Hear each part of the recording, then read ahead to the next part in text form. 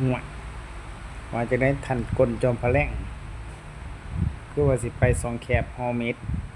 อืมมันสองแคบไปหันบ่แม่นสองขอดได้พะยะ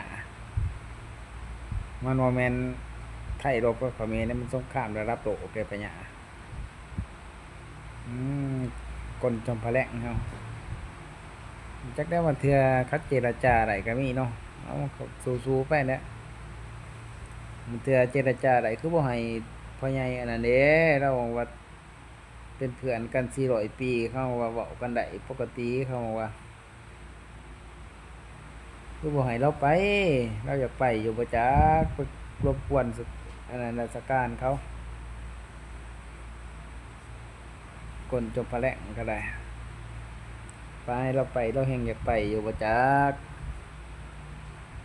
ข้อยก็ว่าอยู่นะอยากให้เรานะไปแทนเนาะเราว่าอยู่เอาหนังสติกว่าไปยิงอันนั้นยิงโดนของอิหร่านอยู่บ่ตกจัก4-5ลำอยู่บ่ตามนั่นแหละฝากไว้สักหน่อยหนึ่ง